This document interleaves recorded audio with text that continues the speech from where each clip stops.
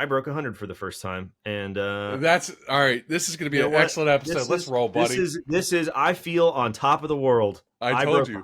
I broke 100 in golf, a legitimate 97 on a hard golf course. Track and penalties, the whole thing. Greens were punched. Ball was bouncing all over the place. Could have been even lower. Look at you bringing him It's like to tears. it's like a proud dad moment right We now. got Like I am we so got happy for through you, dude. we got through CS2. We broke Yeah. 100.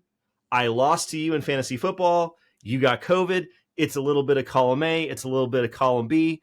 It's a little bit of good. It's a little bit of bad. And that's a fitting theme for this week's episode. It's all about the ebbs and the flows, Jacob. It's you got to It's take the good, you got to take it with the bad, and you just got to push life. on, man. Life is a We range are of here. You outcomes. shot 100. I feel like we have Shot a exercised 97. Thank you all very the much. demons. 97. That is Shot a beautiful. 97. And Okay. okay, so let's talk about it. First of all, a little bit of housekeeping. This episode's coming out a little bit late. You're sick. We had CS2 stuff that we had to catch up on. It's spooky season. Tomorrow's Friday the 13th. There's a bunch of craziness going on in the world. We got breaking news with some new rulemaking stuff. It takes a little bit of time. But yeah, so this episode's coming out a little bit late. A lot of people are probably going to be listening to this on Friday the 13th. And we have some spooky news for you guys. Okay, so way back in the halcyon days of 2021 at CS2 San Diego, I gave a presentation called Fuzzy Math. And the premise of that talk is government estimates are bad. However, people often misread government estimates for how much time and money it takes to comply with cybersecurity requirements. And really, the whole point of that talk was saying, did you know that 800-171A exists and that it's important and that you should be paying attention to it? We'll link to it. You should check it out. It's a good talk. But the overall idea is that government estimates are very rough pretty often. And that brings us to the current day. So there were two FAR rules released last week, and here's the backstory of how we got there. We're going to really fly through this really fast because we got a bunch of quick maths to go through today, everybody. So in December of 2021, SolarWinds gets hacked. Probably the worst hack in the history of the U.S. government. It's up there, top 2, top 3 for sure. It was really, really, really bad. And so as a result, in May of 2021, President Biden signed Executive Order 14028, improving the nation's cybersecurity. And it's humongous for an executive order. There's tons and tons and tons of things going on in it. It directed tons of reviews. It directed tons of changes. It directed, as a result, tons of rulemaking.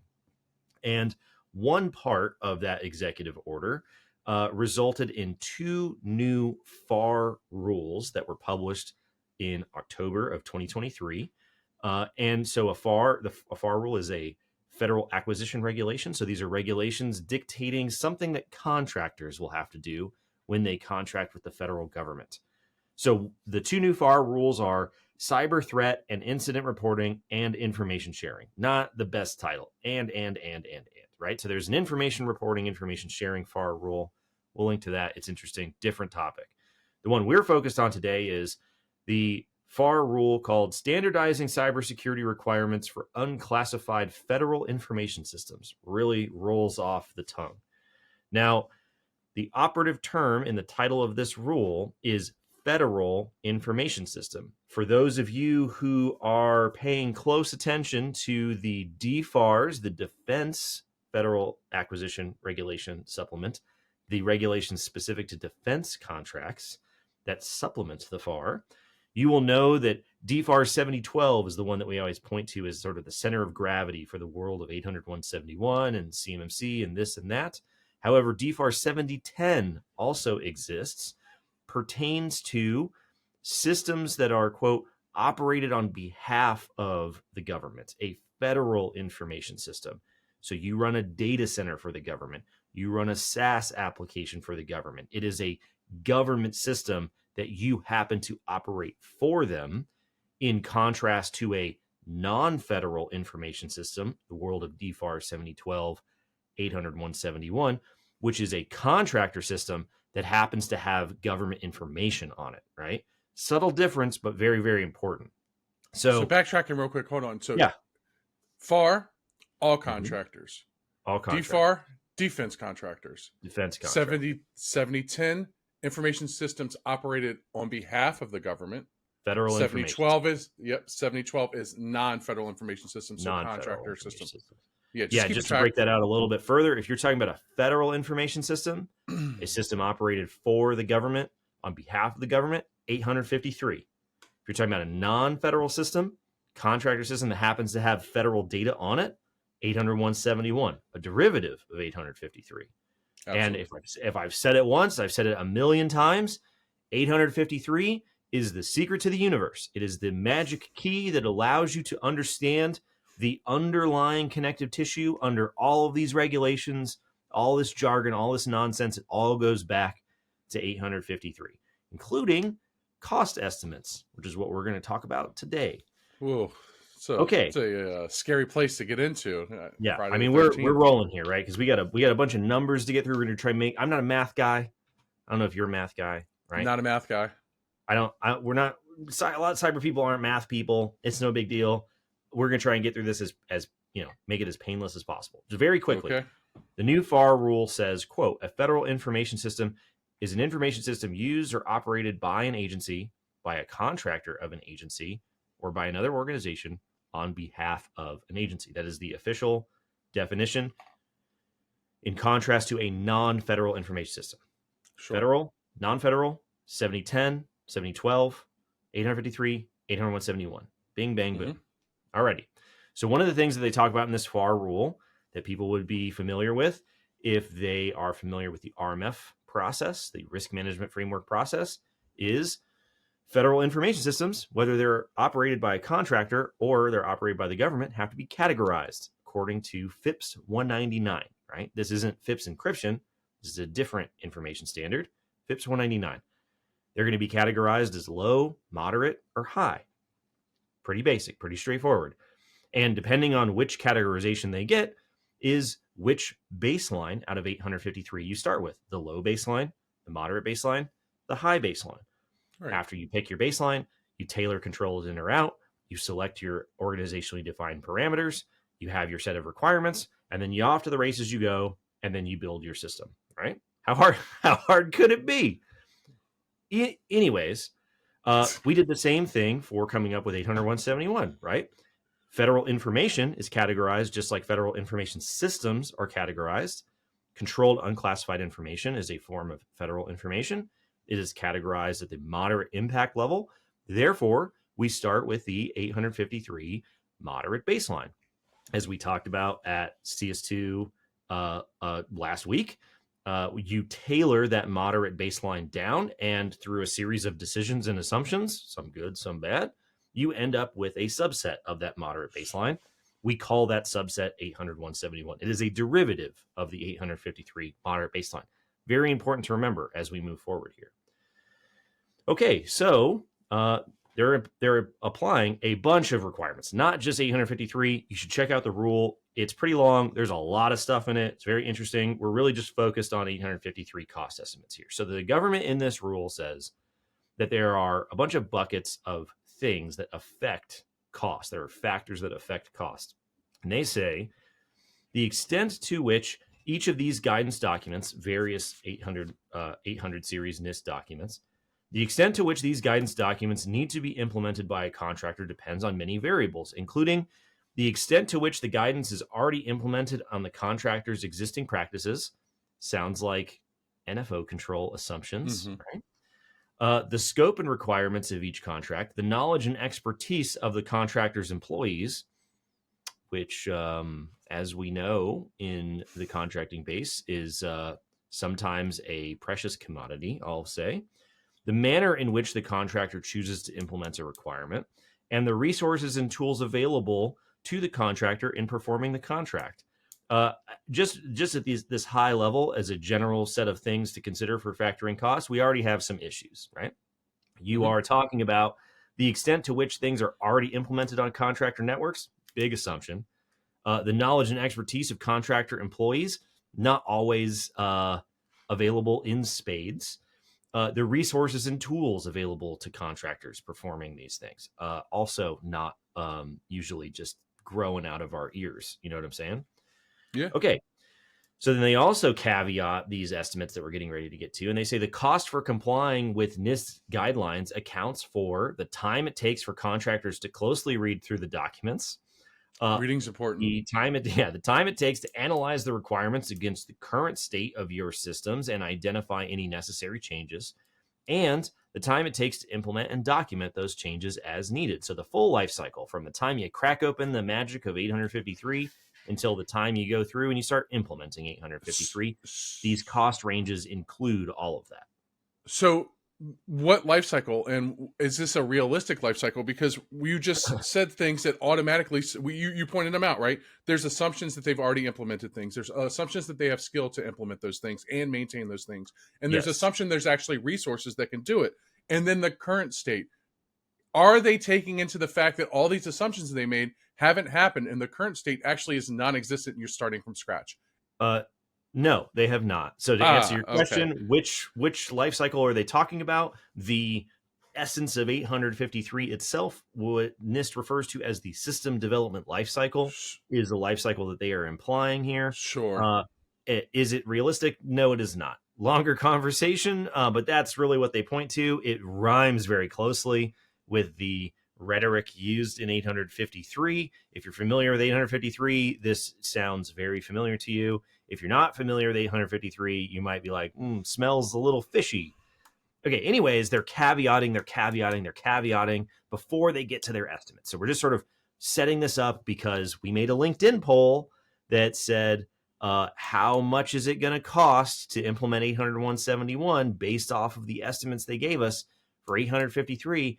And everybody got big mad at me because they're like, there's a bunch of caveats to how much the estimates could be. Yeah, I know. It's in the rule. Go read the rule, and then you'll sort of see where we got the numbers from. So we're just covering these caveats up front so that people don't come after us in the comments, right? So more specifically to what people sort of said in the LinkedIn comments on the poll, which we'll link, the cost and effort to implement and maintain compliance will vary by contractor depending on various factors, including the complexity of the information system, the availability of employees with requisite knowledge and skills to implement the necessary controls, the need to install hardware or software and the chosen solution, the number of users impact, the types of devices used, and the complexity of the contractor's network for repeated for a second time. The more complex, the more expensive. So they're like size, complexity, users, endpoints, hardware, software, specific solutions, all going to affect cost. It's going to, create a range of estimates, which is what we get from here. Okay, last caveat. The effort and resources a contractor will expend to comply with NIST SP 853 specifically will vary depending on two things: whether the affected federal information system is an existing system that sort of needs to be brought up to code, if you will, and a system that will be custom built to government specifications. So you're building a new system to 853, you're modifying and bringing a system up to 853. So they give us a range of estimates for those two scenarios. Another thing that they say here, just very quickly, they say existing systems already implement some of the guidelines required by the clause, or their implementation has already been accepted by the government, so you're already up and running. A custom-built system is what they call it. A custom-built system has no pre-existing controls in place and will require a greater amount of effort and resources. Pretty straightforward, right? Okay, so this is the range of estimates that they give us. I think that this is the range of estimates. The low end is the moderate baseline. The high end is the high baseline. However, this range of estimates may cover the low baseline from 853 up to the high baseline of 853. I say that because it could be that the numbers are closer in the middle of these two things rather than on the lower end of these two things, which we'll explain. Anyways, here's the fun part. So for a non-cloud federal information system, non-FedRAMP system that is already in existence that needs to be brought up in the first year for implementation to bring it up to code, they say that to implement 853, range of baselines, very large range of possibilities here. It would take somewhere between 2,300 to 6,500 hours, and it would take somewhere between 218,000 and 683 grand in labor and materials to get you implemented up to that point. Ongoing compliance and maintenance every year there on out, depending on which baseline you end up in, could be anywhere between $127,000 and $478,000. Wow, that's a lot of money. They also give similar numbers when you talk about a net new system, a custom system, as they call it, one that isn't already on contract that needs to comply with 853. Again, big range of baselines. There in the first year, they say it's somewhere between 3,000 and 7,300 hours of work, somewhere between $308K and $976,000 in labor and materials. The ongoing cost of maintenance is eerily similar, somewhere between 127 and 478 grand. Mm-hmm. So that's for 853, low, moderate, high baseline, low to high range of estimates for a non-FedRAMP system. These are big numbers for a big catalog of controls. This is not 80171. We're getting there, everybody. Just stick with us here. Very quickly in the rule, you should read it. They say that if you're dealing with a cloud federal information system, that is a system that needs to be FedRAMPed, take those numbers that we just said, jack them up by 25%, and that should put you in the ballpark for a FedRAMP system. Something to keep in mind when we talk about FedRAMP moderate equivalency, probably in the future sometime. Okay, so they give us these big ranges, right? Everybody good? Yeah. So you're going to talk about money. You're going to keep jumping into money. I just wanted to point some numbers out that I threw down right here as to the hours weekly that you would have to have lying around invested to do this implementation. Okay, so the manpower hours for the non-cloud existing federal information system, you would need an additional 125 hours a week. 125 manpower hours a week is what that averages. If you get to the custom, it's 140. If you go to the cloud, the federal information system in the cloud, so you have to get the FedRAMP, 175 extra manpower hours a week. Yeah. Well, so here's the fun part about the rule, caveat that we're not really talking about today. They talk about the contractors that they already have on contract to run these big information systems for the government already. They're not small businesses. They're not small manufacturers. They're not small engineering firms. They are not most of the people listening to this podcast. We're talking big boy 1% defense contractors here that are doing like big IT contracts and things like that. So where are those estimates? The ones that affect the people that are actually affected by the stuff, right? Well, so here's the thing. We're talking federal information systems here. So They don't estimate things for small businesses. They don't estimate things for small contractors. They don't estimate things for 800-171 because this is the magical, totally different world of federal 853 systems, right? There's no connection whatsoever. We can't possibly understand the connection between 853 estimates and 800-171 estimates. In fact, the government has never once provided an estimate for the cost of implementing SP 800-171 directly. And we know this because if we go back through previous rulemaking, I know, but if you go back to the 2013 rule that created DFARS 7012 for the very first time, they specified a baseline of 853 controls. What do you know? Pre 800-171, we only had 853 to go off of. And in the 2013 rule, they say, and I quote, the controls in the rule are taken from NIST SP 853, which closely parallels ISO 27000. As such, the controls represent mainstream industry practices. While there is cost associated with implementing information assurance controls, the use of industry practices provides assurance that the costs are reasonable. However, they don't estimate the cost. They just say, whatever it's going to cost, it's going to be reasonable because this is pretty much like ISO 27000. 3 years later, in the 2016 rule, they say, and I quote, the cost of compliance with the requirements in this rule, now they're pointing to 800-171, right? The cost of compliance with the requirements in this rule is unknown, as the cost is determined based on the makeup of the information system and the current state of security already in place. Wow. NFO controls, exactly like the caveats they gave. Now, they gave those caveats in this FAR rule, but they were still somehow able to give us a number in the cost estimate. So in the 2016 rule, they continue and they say, if a contractor is already in compliance with the 2013 version of the clause DFARS 7012, then the changes necessary to comply with the new rule are not as significant. For a new contractor that has not been subject to the previous iteration and is now handling covered defense information, the cost could be significant to comply. The government's words here still don't give us a number. They just say, I hope you did the thing in 2013 that we said was reasonable. If you did, it's not so bad. If you didn't do the thing in 2013, it's going to be significant. Then in 2020, right, we get the CMMC rule. And famously, the CMMC rule does not estimate the cost to implement 800-171.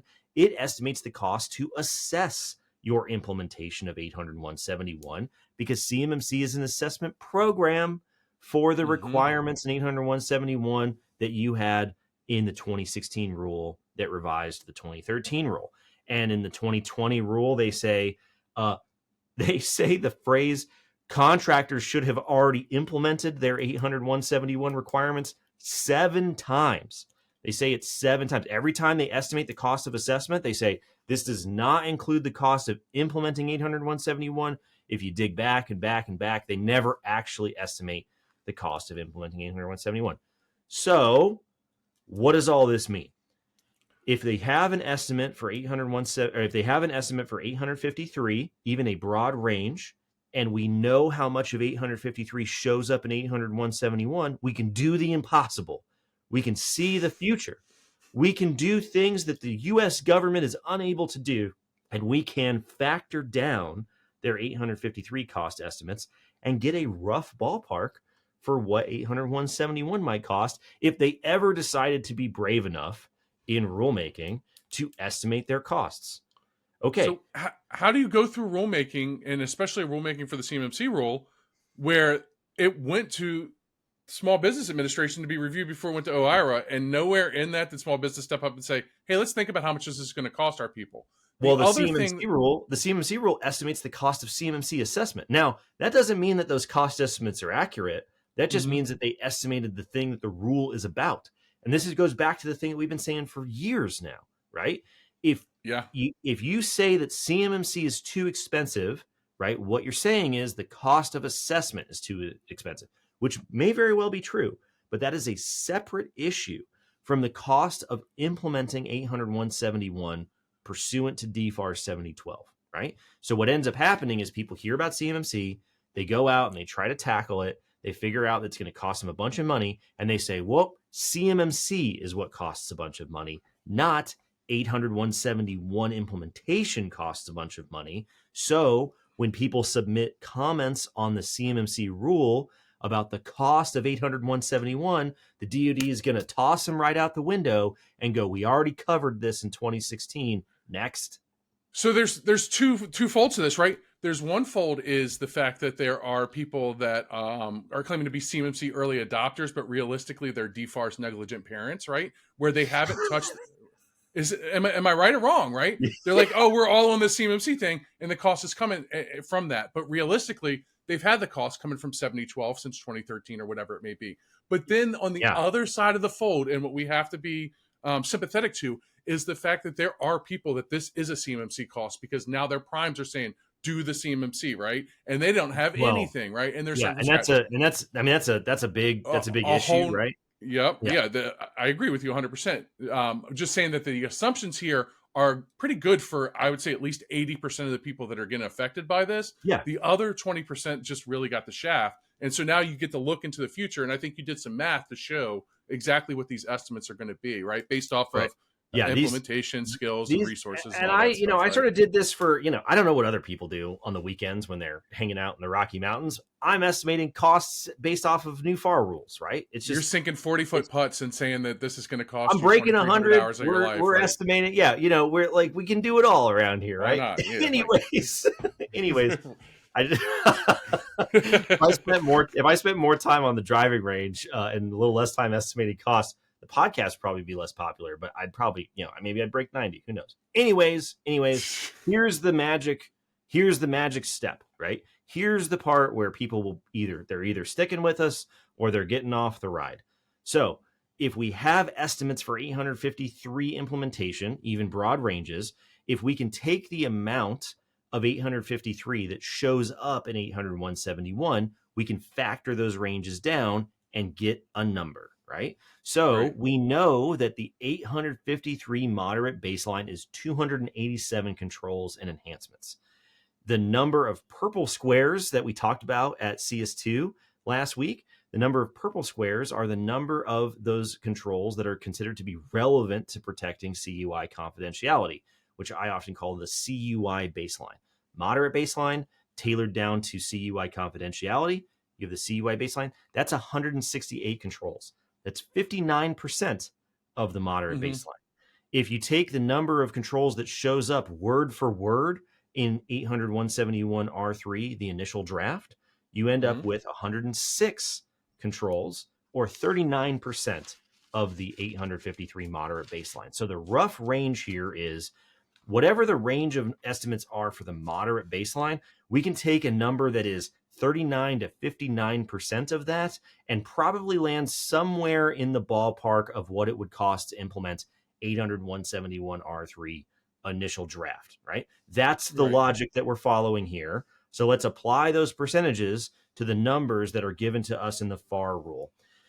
All right, strap in, everybody. Here's quick maths. So for a non-cloud federal information system, non-FedRAMP, an existing system, we'll take the lowest number that they give us in the range in the FAR rule, which is 2,300 hours and 218 grand for your implementation in year one. 39% of that is 897 hours or 22 weeks and $85,000, right? 59% of that number is 1,357 hours or 33 weeks and 128 grand. So you're talking 22 to 33 weeks, 85 to 128 grand as a 39 to 59% ballpark from the lowest number that the government gives us for implementing 853 in an existing non-cloud system, right? That is the lowest number. Off the top of my head, based off my experience, that seems pretty reasonable on the very, very low end. However, I think that to the government, they would say, wow, that's a very low number. To industry in the DIB, sub-tier suppliers, if that number starts to actually show up, that's a big, big number for the majority of the DIB. We're talking the lowest number in the range that they give us in the FAR rule, right? It's already big. Let's keep going. The ongoing compliance and maintenance cost, the lowest number they give us is $127,000. 39% of that, 50 grand a year for your ongoing cost. I mean, that's a number that doesn't get brought up very much, is how much it costs to keep this thing rolling down the tracks. Your first year implementation costs is just part of the equation, right? Yep. Okay. So they give us this big range. They give us like a low number. They give us a really, really big number. So we don't really have anything assigned to the low, moderate, high baseline. So I went and took the median number between the estimates in the FAR rule. And the median number for year one implementation for a non-FedRAMP existing federal information system is 4,400 hours, $450,000 in labor for your implementation. 39% of those numbers is 1,700 hours, 43 weeks, so almost an entire year, 175 grand. 59% number, if we talk about more, right? The entire CUI baseline, you're talking 2,500 hours or getting close to a year and a half, $265,000.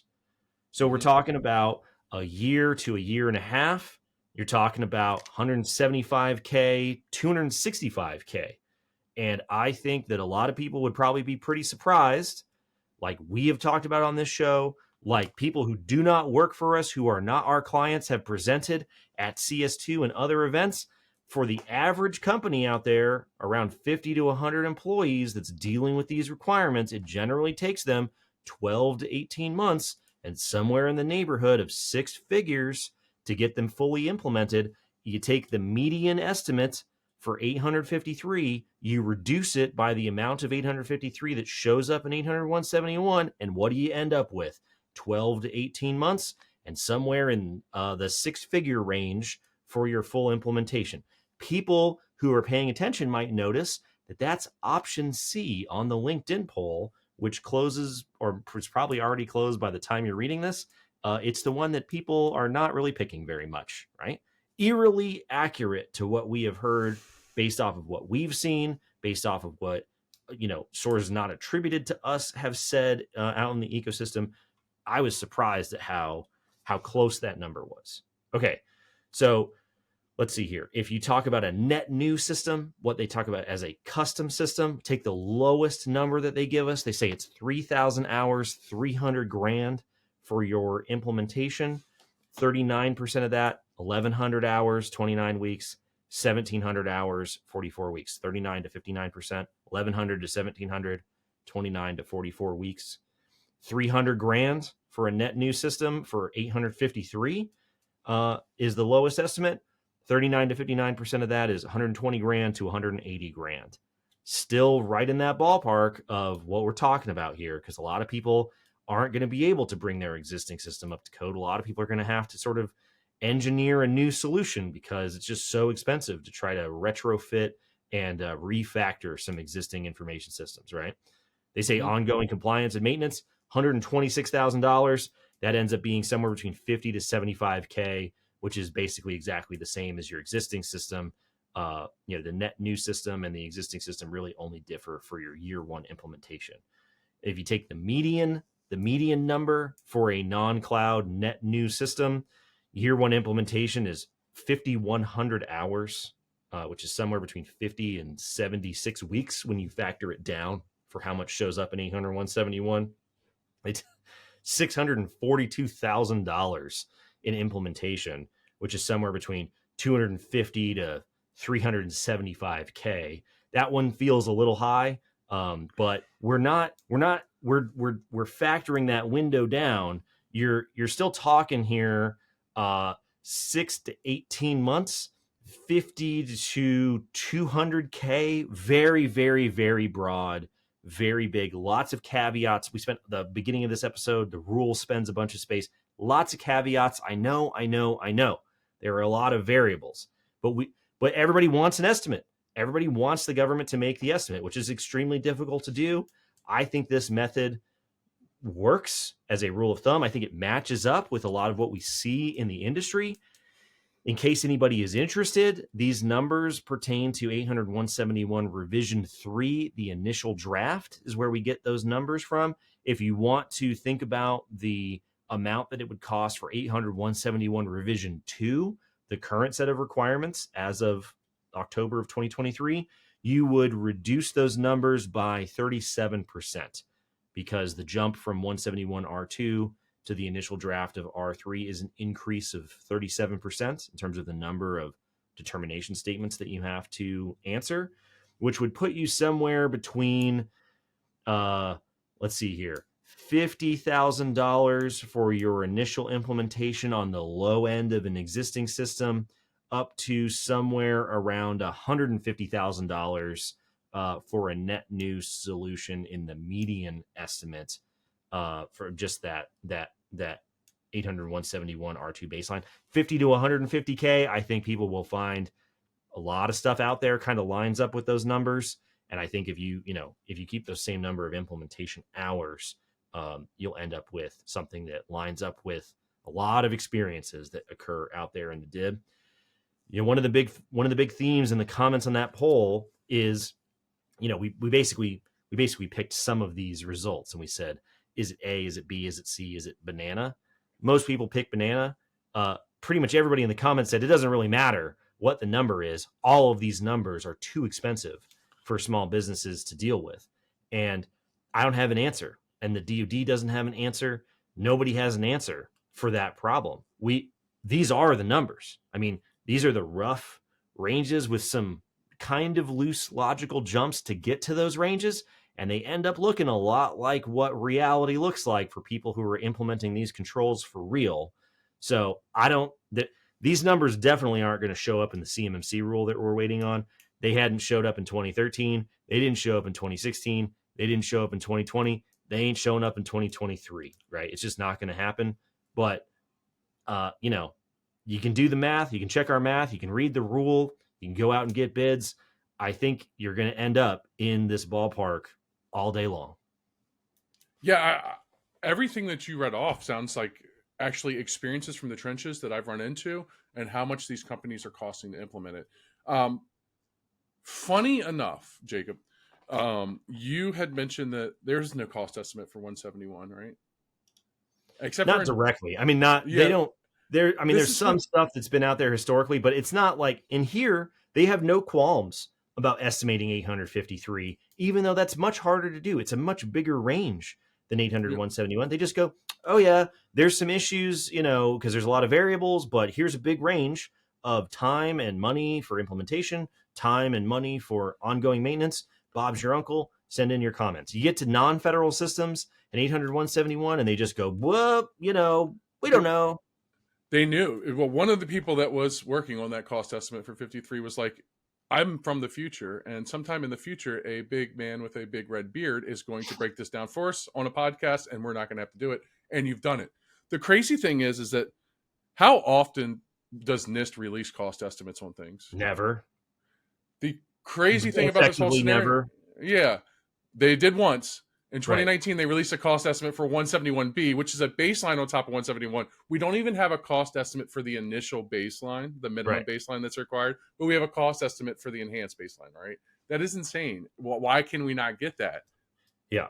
Well, and, you know, in 171B, it's an even bigger range, right? It doesn't make any sense. And we'll link to the 171B estimate, but it doesn't make any sense because they're estimating a smaller subset of 853, and then their estimate is a bigger ballpark than when they estimate 853. Like what? Why? But the 171 baseline is contingent on the minimum baseline, right? Like you can't just go out and throw them whatever amount of money that they're estimating, and then you're good to go because all of those assumptions is that you've already done it, right? Like NIST in that, but we'll link to it. People should read it. It's from back in the day. They basically are like, oh yeah, it could cost somewhere between like 10 grand and $10 million. And you're like, yeah, thanks a lot. Of course it costs between 10 grand and $10 million. Like that's not an estimate.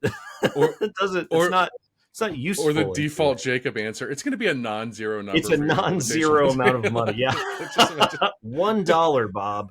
It's a non-zero amount of money. So yeah, the 171B estimate is definitely an anomaly that exists out there. But I've never understood it because you're estimating a smaller subset of 53. You have no problem, obviously. And this isn't just DoD, guys. A FAR rule is published jointly by the DoD, the GSA, and NASA in conjunction with the Civilian Agency Acquisition Council. All of the agencies get together and they agree on what goes into this rule. And then this rule goes up to OIRA and then has to get published after it's reviewed by OIRA in the Office of Management and Budget. The Office of Management and Budget, the budget people looked at the numbers and they go, yeah, checks out. And then you're like, okay, so, I mean, I know that there's a lot of caveats and they're rough estimates, but a lot of people looked at this and they were like, yep, seems good to me. So just factor it down by how much of 53 shows up in 171.